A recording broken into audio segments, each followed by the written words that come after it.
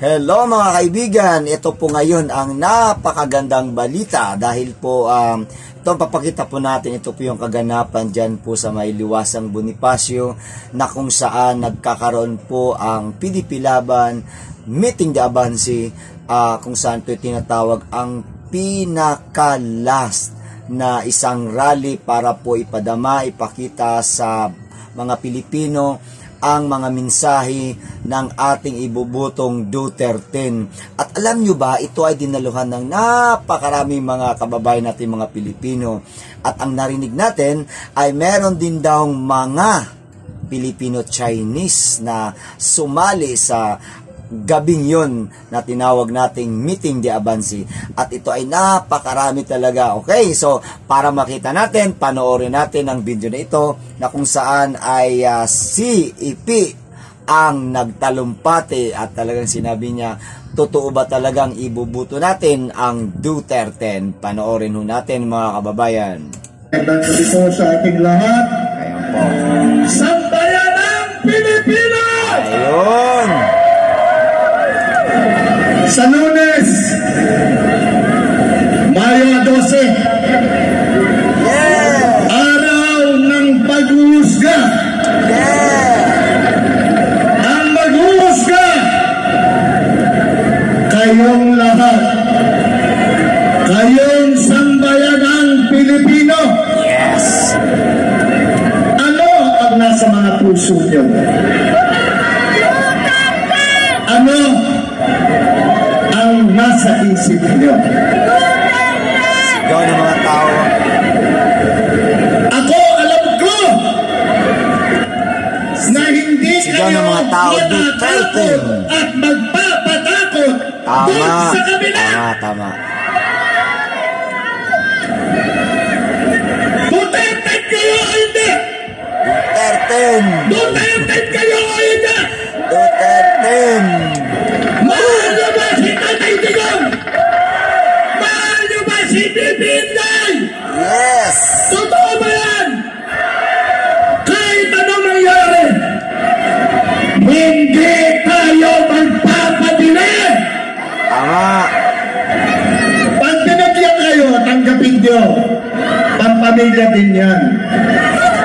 Pero ang kinabukasan ng mga kabataan, nakita nyo kanina, nakita nyo kasama ni Senator Robin Hood Padilla. Tama! Nakita nyo kung sino ang mga nangangailangan na magandang kinabukasan. Salamat po. Sino ang kailangan nyo? Ang mga magbubulol o ang Duterte 10? Ayaw na namin ang mambubudol. Okay. Kaya nga bubuto tayo sa May 12 ngayong Lunes na para matanggal ang mambubudol dyan sa Malacanang mga Pilipino. Isipin po natin lagi ang kinabukasan ng ating mga anak. Kaya po tayo ay lumaban at ilabas po natin ang galit natin ngayong Lunes na. Okay, patuloy po tayo. Isigaw niya! Yes! Hindi ko marinig ang likuran! Isigaw niya! Nakakatay ng balahibo. Isigaw niyo ba yan? Yes! Bayaan yung marinig nila! Dahil alam ko, alam namin lahat, nangangatog na sila. Ayun! Nangangatog sila dahil alam nila ang kasinungalingan nila. Yeah! Sino ang sinungaling? Sila! Sino ang sinungaling? Sigaw ng mga tao. Si Bangag ang sinungaling. Si Bangag daw ang sinungaling. Okay. Sino? Maririnig niyo na siguro ang sigaw ng sambayanang Pilipino. Alam namin nanonood kayo ngayon. Ramdam na ramdam niyo ang hinagpis ng mga Pilipino. Tama. Mayo 12,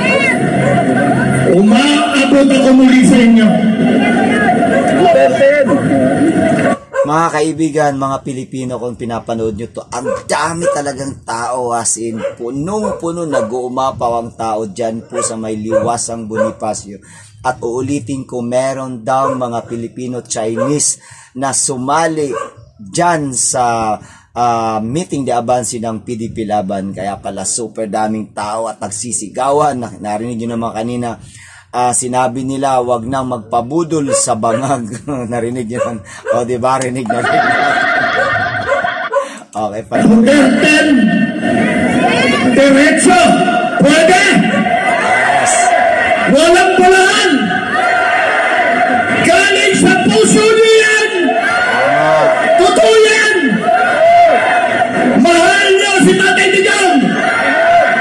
Malaki ba ang tiwala niyo kay Tatay Digong? Si Tatay Digong, ibinigay niya ang tiwala niya sa Duterte. Ibinigay niya ang tiwala niya dahil alam niya, ipagpapatuloy namin lahat ang kanyang laban na naiwanan. At ang kanyang ipinaglalaban ay ang sambayan ng Pilipino, kayong lahat. Tama, tama. At sino naglalaban ng Duterte? Ang sambayan ng Pilipino, kayong lahat.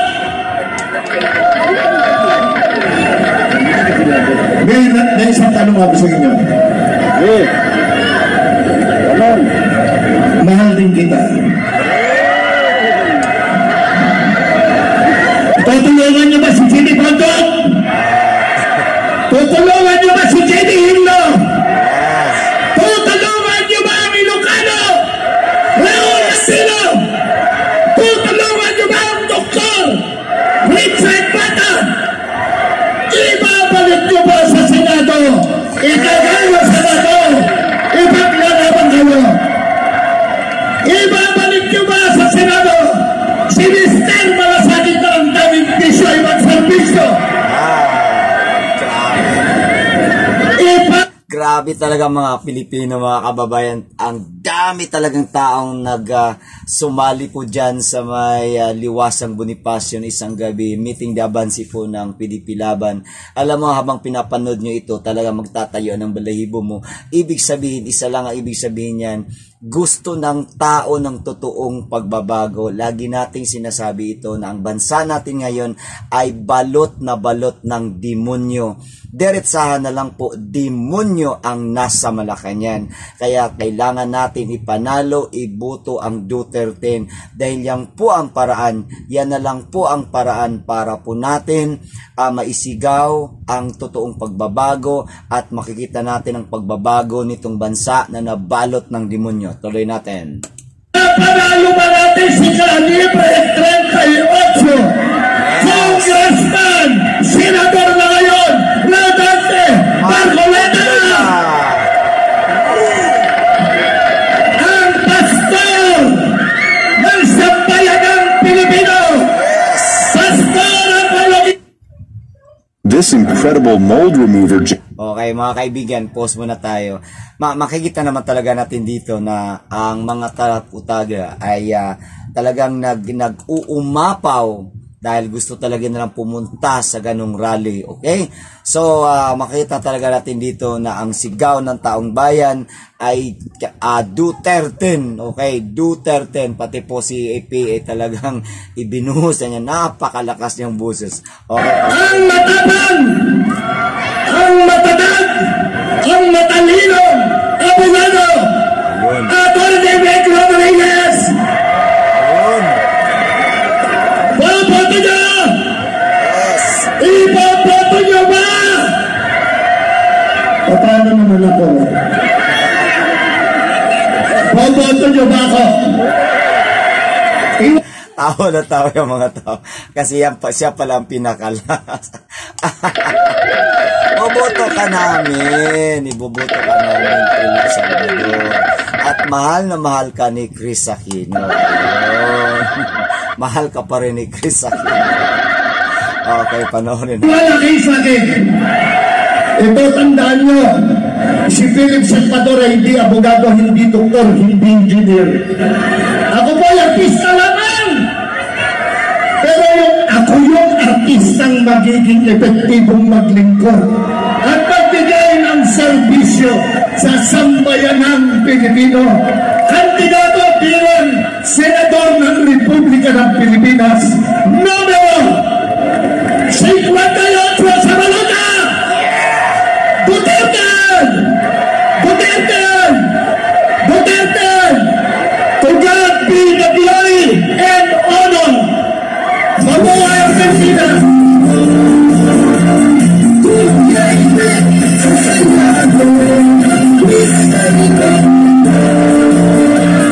Okay mga kaibigan, dyan na lang po tayo kasi kako baka makapiright tayo. Alam mo naman, napakasensitibo ng YouTube, alright? So mga kaibigan, talagang pinalakpakan, pinatawanan ng taong bayan ang kabila dahil paubos na, hindi pa umaabot sa eleksyon, talagang naglalagasan na.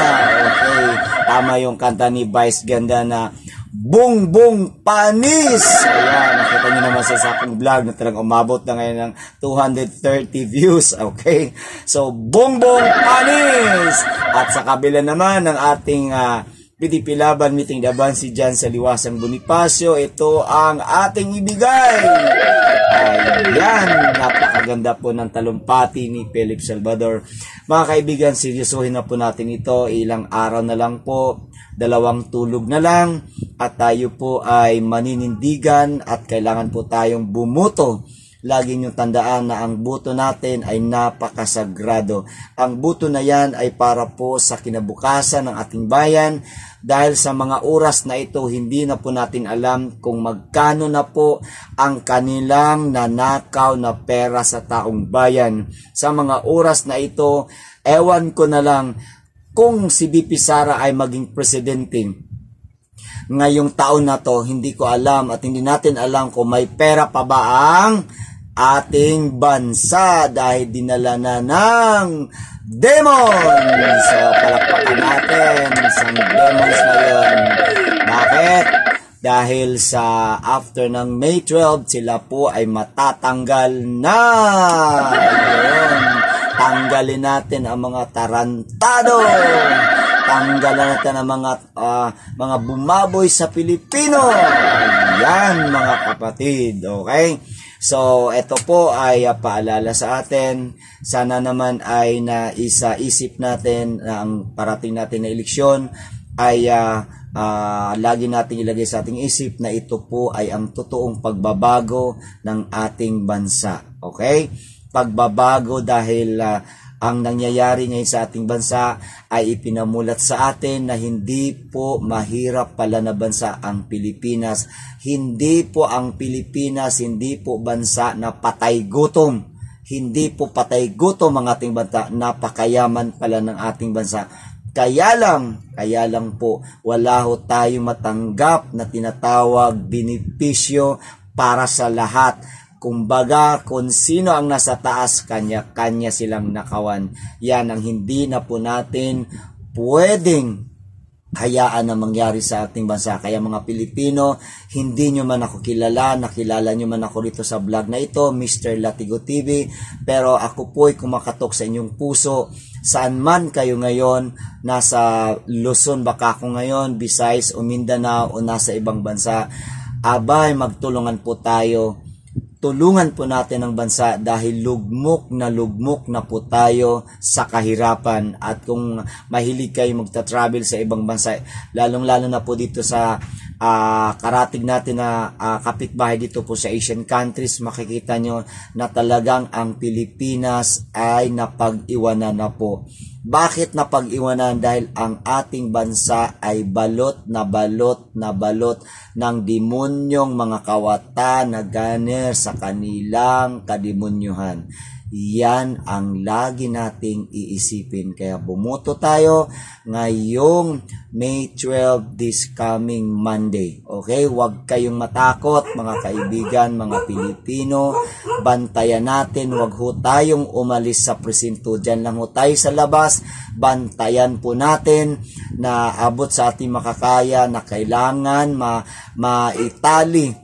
Okay? Ang ating mga dahil binanggit na po ni BP Sara na meron talagang gagawing magic itong administration na ito. Alam nyo na kung bakit. Dahil kapag matatalo ang ating Duterte at manalo ang sa kabila, etong demonyo na ito ay manatili sa Malacanang.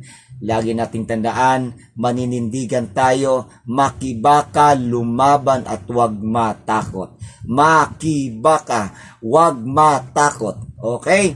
So, sumugod tayo ngayong Lunes sa kanya-kanya nating presento. Tayo ay bumoto, bantayan natin ang ating boto hanggang sa record po ang ating boto. At huwag po tayong umalis, dyan lang po tayo sa ating kanya-kanyang mga presento. Maraming pong salamat. Ito po ay unang bugso lamang o episode 1 ng Liwasang Bonifacio Meeting de Abansi. May isusunod pa tayong video na kung saan nagsasalita na po ang ating pinakamamahal na future President Inday Sara Duterte. Marami pong salamat and assalamualaikum sa inyong lahat. Medyo napapanis po tayo. Napapauso tayo. Napapaus po tayo. Dahil sumali po tayo ng rally ng isang gabi doon naman po sa Davao City at napakaraming tao naman po doon. Lalabas ko yun sa ating vlog na kahit malakas ang ulan, ayun, nabubulol na po kahit malakas ang ulan, abay ang mga tao ay talagang hindi po nag-aalisan. Andyan po sila nag-aantay sa mga parating pa na mga senatorial. Okay? Abangan nyo po sa ating susunod na vlog. Alright, marami pong salamat sa inyo. Again, assalamualaikum sa ating mga kapatid na Muslim. At sana nasa magandang kalusugan po ang ating mga OFW. Thank you so much. See you next time. By the way, subscribe nyo po ang aking channel, ha? I-subscribe nyo po ang aking channel. Alright? Mr. Latigo TV. Salamat po. Okay, see you next time.